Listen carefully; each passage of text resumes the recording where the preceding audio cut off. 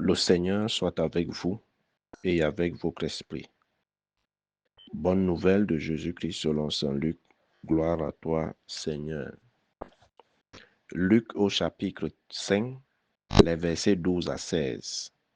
Jésus était dans une ville quand survint un homme couvert de lèpre. Voyant Jésus, il tomba face contre terre et le supplia. Seigneur, si tu le veux, tu peux me purifier. Jésus étendit la main et le toucha en disant, je le veux, sois purifié. À l'instant même, la lèpre le quitta. Alors Jésus lui ordonna de ne le dire à personne.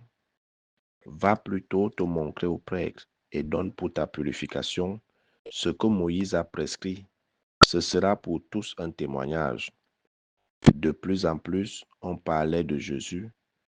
De grandes foules accouraient pour l'entendre et se faire guérir de leur maladie. Mais lui se retirait dans les endroits déserts et il priait. Acclamons la parole de Dieu. Louange à toi, Seigneur Jésus. Bien-aimés de Dieu, chers frères et sœurs en Christ, loué soit Jésus-Christ. Loué soit le saint nom de Jésus-Christ. Bonjour à tout le monde.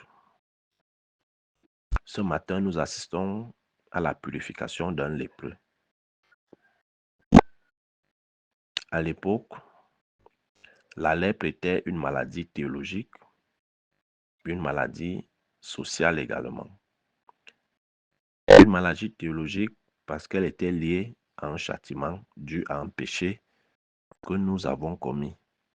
Alors, la lèpre était donc le résultat de la punition en fonction de la faute que nous avons commise.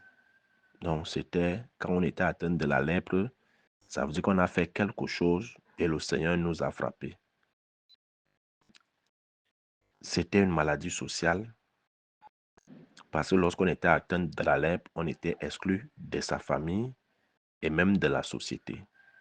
Quand nous lisons le Lévitique chapitre 13, celui qui était atteint de lèpre devait porter des clochettes avec lui et il était non seulement à l'écart des autres. Et lorsqu'il devait passer, il devait sonner ses clochettes en disant, en criant impur, impur, impur, afin que il ne soit pas en contact avec les autres de peur de les contaminer. Donc vous voyez, non seulement on était atteint d'une maladie de la peau, une maladie physique, mais cette maladie était également théologique et sociale. On était exclu, on ne pouvait pas aller prier avec les autres.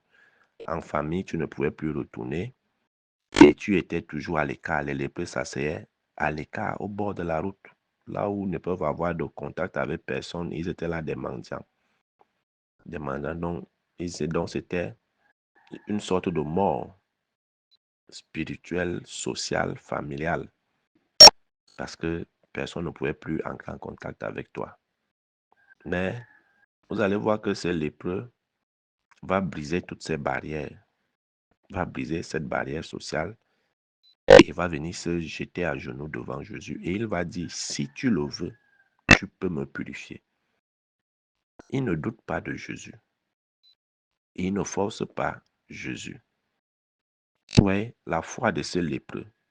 Si tu le veux, tu peux me purifier. Il ne doute pas que Jésus peut le faire, mais il dit que tout se passe selon sa volonté. Que tout se passe selon sa volonté. Si Jésus ne le veut pas, il va comprendre que son sort est voulu par Dieu. Que ce qu'il vit là, c'est normal parce qu'il a dû pécher et c'est la conséquence. Donc, il doit porter cette croix. Donc, ça n'allait pas aussi le déranger, qu'il ne soit pas purifié par Jésus. Ça n'allait pas le déranger. Il allait comprendre que son sort est lié à quelque chose qu'il a fait. Qu'aujourd'hui, vulgairement, on parle de karma, mais le karma, ce n'est pas un terme chrétien. Ce n'est pas un terme chrétien, mais nous l'utilisons juste pour faire comprendre que quand nous faisons le mal, ce mal nous retourne toujours. Alors, comme pour dire que tout se paye ici-bas. Mais on n'est pas dans cette perspective. Et Et c'est pour ça que Jésus, pardon, le lépreux qui se sent coupable d'avoir sûrement fait quelque chose, il dit, si le Seigneur veut, il va le purifier. Et s'il ne le veut pas, il va demeurer avec sa maladie. Et il ne va pas se fâcher. Il va comprendre que c'est lui le problème. C'est lui le problème et c'est pour ça qu'il subit ce sort. Mais Jésus n'est pas dans cette perspective. Vous allez voir que Jésus, lorsqu'il avait affaire à une certaine catégorie de mal, pendant qu'on attend à ce qu'il justifie ou alors il dise l'origine du mal, il s'attelait juste à délivrer la personne, à guérir la personne. Parce qu'il ne voulait pas lier ce qui nous arrivait à quelque chose. À quelque chose. Il y a un aveugle dans les textes qui est guéri et ses apôtres vont lui demander qu'est-ce qu'il a pu faire pour naître ainsi. Est-ce que ses parents ont péché? Et c'est pour cela que l'enfant subit. Mais Jésus ne va pas répondre. Il ne va pas donner des réponses à ça. Il ne va pas dire oui, c'est à cause de la faute des parents. Donc, vous voyez que dans la pédagogie divine, Dieu ne condamne pas. Jésus est venu pour sauver tout le monde, pour guérir. Alors, sa mission, c'est de délivrer, c'est de sauver. C'est pour ça que hier, il disait, l'Esprit du Seigneur est sur moi. Il m'a envoyé proclamer la bonne nouvelle, délivrer les captifs, guérir les malades, libérer les opprimés, annoncer une année de grâce et de bienfaits. C'est ça la mission de Jésus-Christ. C'est ça la mission du chrétien. Et non pas pour chercher l'origine du mal. Si tu peux aider quelqu'un, aide-le. Si tu peux guérir quelqu'un, guéris-le. Si tu peux le délivrer, délivre-le. Si tu peux le restaurer, restaure-le. Arrêtons ces histoires qu'on veut toujours connaître l'origine du mal. Qui a fait? Qui t'a fait? Ça ne nous apporte rien. Et c'est pour ça que vous voyez beaucoup de familles sont divisées parce qu'ils sont allés guetter l'origine du mal et on a dit que c'est un tel. On a dit que c'est un tel qui a l'origine. Et ça crée des divisions. Mais dans la pédagogie de Jésus, dans la pédagogie divine, Dieu n'entre pas dans ces détails. Tout ce qui lui importe, c'est de redonner vie à la personne. C'est de sortir la personne des ténèbres à son admirable lumière. C'est de restaurer la personne. C'est de libérer, c'est de délivrer. Parce que la gloire de Dieu, c'est l'homme debout. À quoi c'est d'être debout en étant en vivant dans la haine? À quoi c'est d'être debout en étant rancunier? Tu as été guéri, mais tu continues à entretenir la haine, la rancœur, parce qu'on a dit que ce que tu vis là, ou alors ce que tu traversais, c'est tel qu'il a fait. À quoi ça va servir? Tu ne seras pas très content dans cette grâce parce que tu auras toujours du ressentiment envers tel. Et pourtant, Dieu t'a dit à restaurer. Alors Jésus se contente donc de restaurer. Et il va dire, je le veux, sois purifié. Vous voyez que l'aveugle va briser cette barrière sociale qui fait en sorte qu'il ne doit pas entrer en contact avec les autres sans crier impur, impur. Et Jésus va le toucher. Or, c'était interdit parce que en touchant un lépreux, tu te faisais contaminer. Donc Jésus va également briser cette barrière. Il va le toucher, il va lui dire, je le veux, sois purifié. Et le lépreux sera purifié. Vous voyez la foi de ce lépreux. Et j'invite chacun, j'exhorte chacun à faire de cette prière du lépreux sa prière. Seigneur, si tu le veux, tu peux me purifier. Seigneur, si tu le veux, tu peux me guérir. Seigneur, si tu le veux, tu peux me délivrer. Seigneur, si tu le veux, tu peux me libérer. Seigneur, si tu le veux, tu peux me restaurer. Seigneur, si tu le veux, tu feras que je me marie. Tu feras que je trouve un emploi. Tu feras que j'ai mon visa et tout ce qu'on veut. Sachant que tout dépend de la volonté de Dieu. C'est dans cette perspective-là qu'on doit toujours prier, sachant que la demande qu'on présente à Dieu, si elle coïncide, pas que si elle coïncide, si elle va dans le sens de la volonté de Dieu, le Seigneur le fera. Le Seigneur le fera. Apprenons cette humilité dans la prière.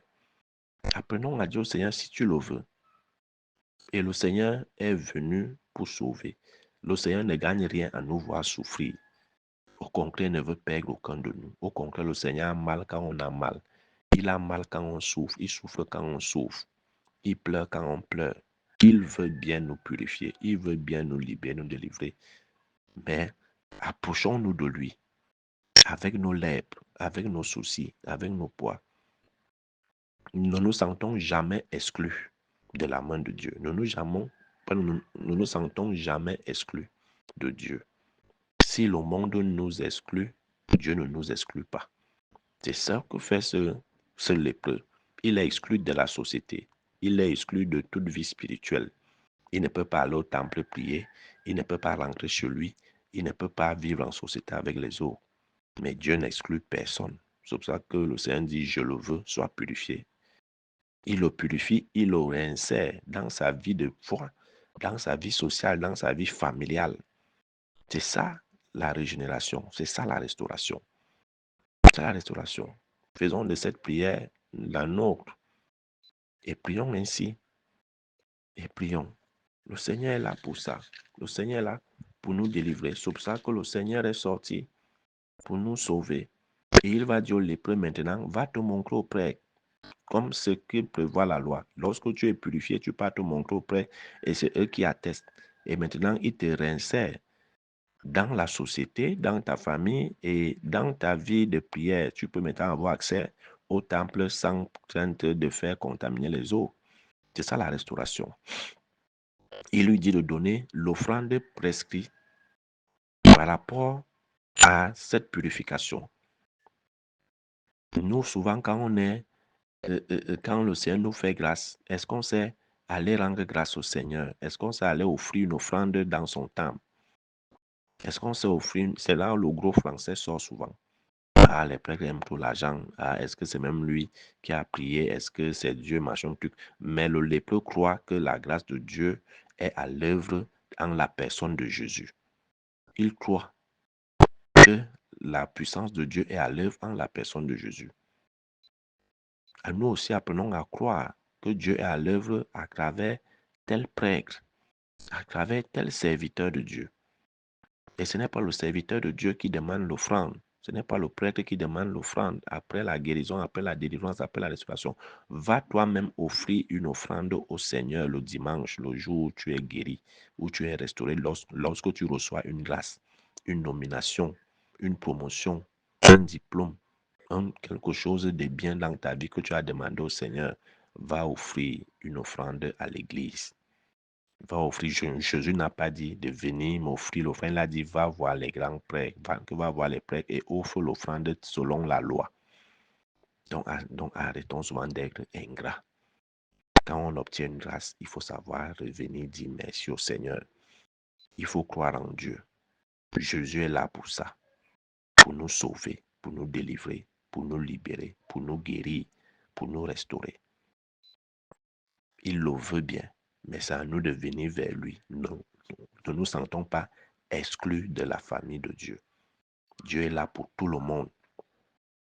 Dieu est là pour tout le monde. Mais soit que Saint Jean nous dit dans sa lettre que si on croit vraiment, si on a le Fils de Dieu, on a la victoire sur le monde, on a la victoire sur tout. Si on a le Fils de Dieu, celui qui a le Fils de Dieu a tout. Celui qui croit en Jésus a tout. Il faut donc avoir cette foi. Le lépreux a cru que Jésus peut le faire. Il n'a pas dit, il n'a pas douté de Jésus. C'est pour ça qu'il dit, si tu le veux, il sait qu'en Jésus, Dieu est à l'œuvre. Alors, apprenons à faire confiance dans le saint nom de Jésus, qui est au-dessus de tout nom. Son nom qui sauve, qui délivre, qui guérit, qui libère, qui restaure. Et nous aurons la vie. Si nous sommes avec Jésus, on a dit à la vie éternelle. Et la vie éternelle, c'est de reconnaître que Jésus est le Fils de Dieu et que sa parole vient de Dieu et que nous devons vivre selon cette parole. Vivre en conformité avec les commandements de Dieu, les mettre en pratique. C'est ça, avoir la vie. Et c'est ça, obtenir les grâces demandées au Seigneur. Parce qu'il le veut toujours qu'on soit sauvé. Loué soit Jésus-Christ. À jamais.